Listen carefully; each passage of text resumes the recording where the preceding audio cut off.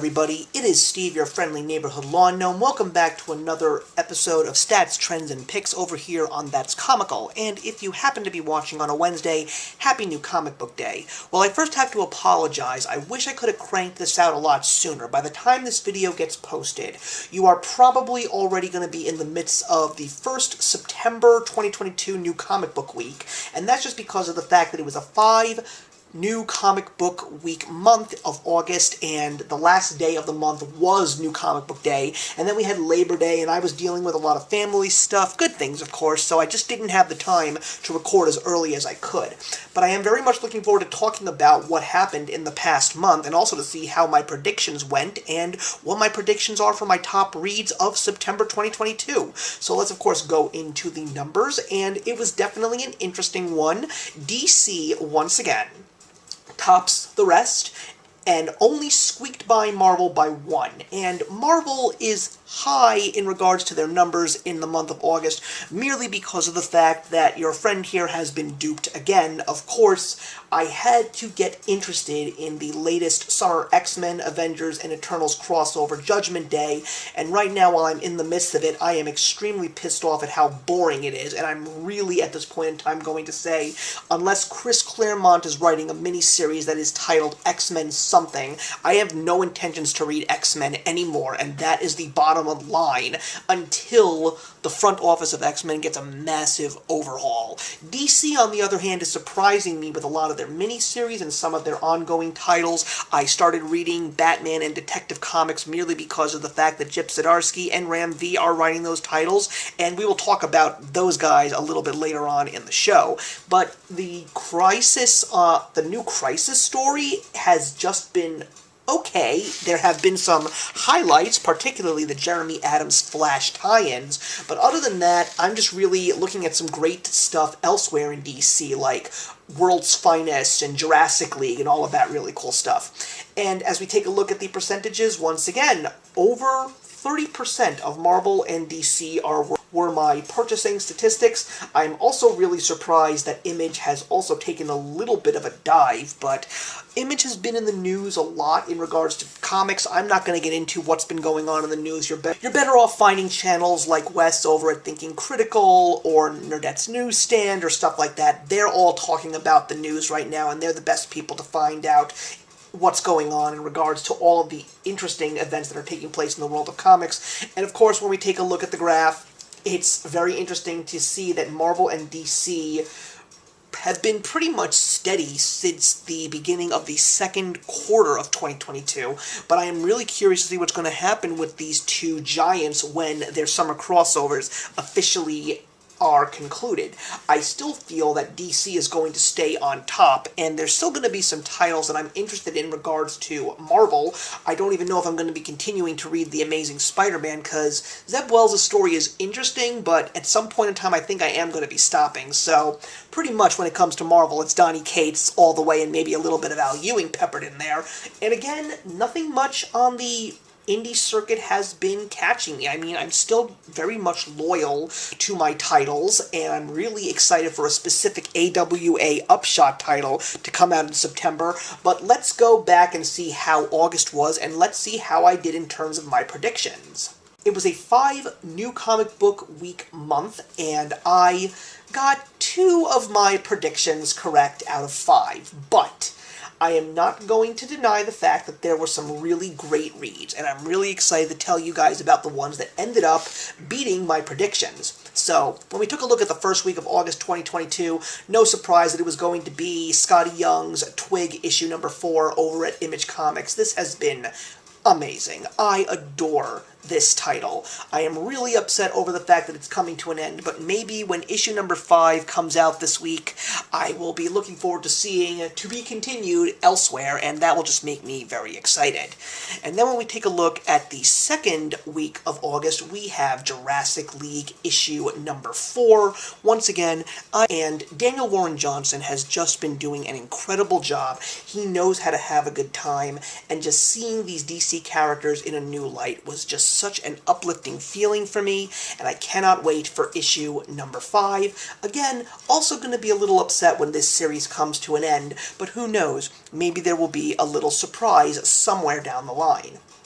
So, for the third week of August, I was planning for it to be Donny Cates's issue of Hulk number 8 from Marvel Comics, which was the conclusion of the Banner of War Thor Hulk tie-in, and I will definitely say that it was a great read, so much fun, and I'm so excited to see where these two titles go with their next story arcs. But a very interesting surprise became my top pick of that week.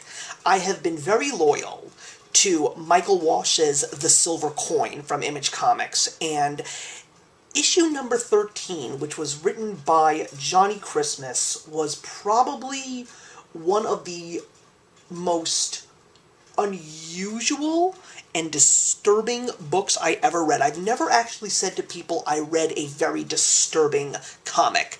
I mean, Identity Crisis from DC is a very dark and disturbing event, but this one definitely beats it. I will definitely say that proceed with caution when it comes to this specific issue. There is actually a trigger warning on the inside cover.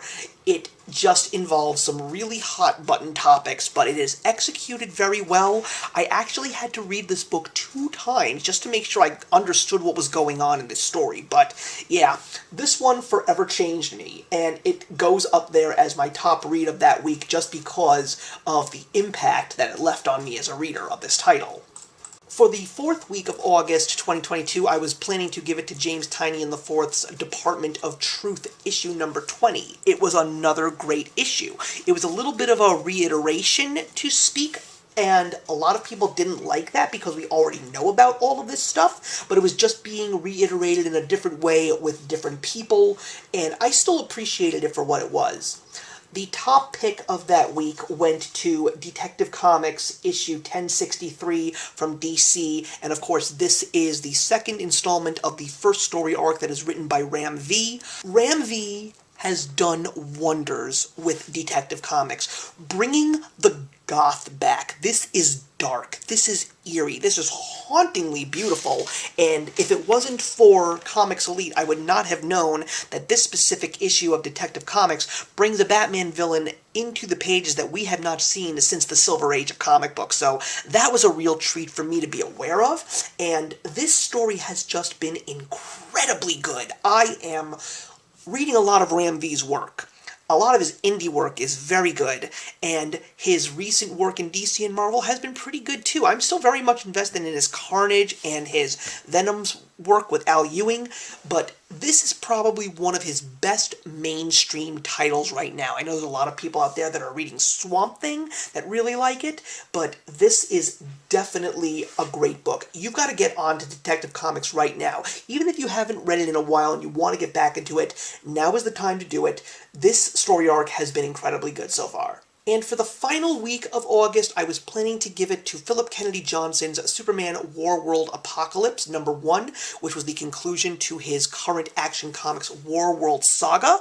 I've been loving it. If you haven't been reading Action Comics, this has been some of the best storytelling since Peter Tomasi and Dan Jurgens were writing the story arcs. And was it the best conclusion to the Warworld saga? No. It could have been a lot better, but for what it was, I appreciated it.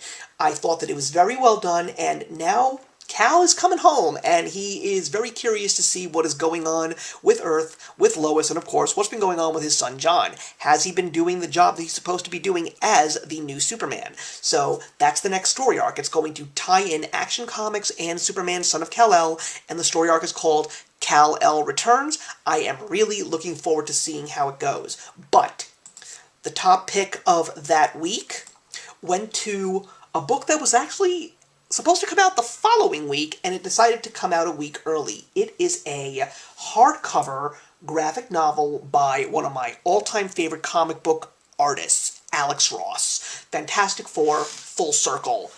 This was a great read. If you want classic Fantastic Four, you have to get this. Pay the price. Trust me. It's over $20. I believe it's $26, but it is worth every penny. It is a beautifully done Silver Age Fantastic Four story. I personally loved reading this book, and it doesn't have the classic Alex Ross art that we know, but we see different styles of his outside of the paintings, and there are some of those peppered in within the pages of this book, but it was a great read. I loved it so much, so worth the money.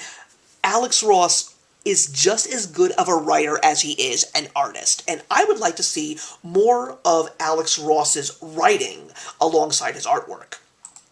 So that is what August was like for me, a pretty good reading month. There were a lot of people that said it was mediocre at best, but I was managing to find some really good diamonds in the rough. So I am really curious to see what September is going to bring us, and I'm actually going to be doing something completely different. I am not only going to give you guys my picks, but I'm also going to give you guys some anticipated books that have a very good chance of beating those said picks. However, for the first week of September, one is going to stand alone, and it is the brand new second series of Erratic. This is Erratic Recharged. It's an AWA Upshot title. Kari Andrews is coming back to write and draw this character. The first series was amazing. It was so entertaining and so much fun. It's basically the story of a young boy who gets superpowers, but he can only get them every single day for 10 minutes at a time, and he's got to figure out what he's going to do within those 10 minutes when he has those powers. So this guy is back, and I am just really excited to see what Kari Andrews is going to bring to the table in 4 issues only, not 5. So I'm really excited for it, guys. If you read the first series of Erratic, I'm sure you're just as excited as I am for Erratic Recharged. For the second week of September 2022, I'm going to give it to Jurassic League issue number 5 from DC Comics. Of course, Daniel Warren Johnson is back for just 2 more, and hopefully not the last. I'm really anticipating this to be a surprise and continue, but this has just been so much fun. But I want to also make some very honorable mentions. There is going to be a brand new miniseries coming out by Mark Waid, and it's Batman vs. Robin. If you've been reading Batman Superman World's Finest, this is apparently going to tie into said comic, as well as the Josh Williamson Shadow War story. So I am very excited to see how this is going to happen. Apparently this is something that has been very much hyped. People have been looking forward to Batman vs. Robin. And the other one that I have to talk about is the new Bone Orchard Mythos series. It is a 5-issue series from Image Comics called 10,000 Black Feathers. If you have read the preview comic from New Comic Book Day, and you read The Passage, which was the hardcover, I am just really excited to read some more of this world from Jeff Lemire. He has just been surprising me so much. As far as I'm concerned, he's one of the best writers right now in comics. If you've been reading Little Monsters, I am glad to say that issue number 7 is coming in November. Very, very excited about that. But for now, I am really excited to see this 5-issue miniseries and how Jeff Lemire is going to wow me once again.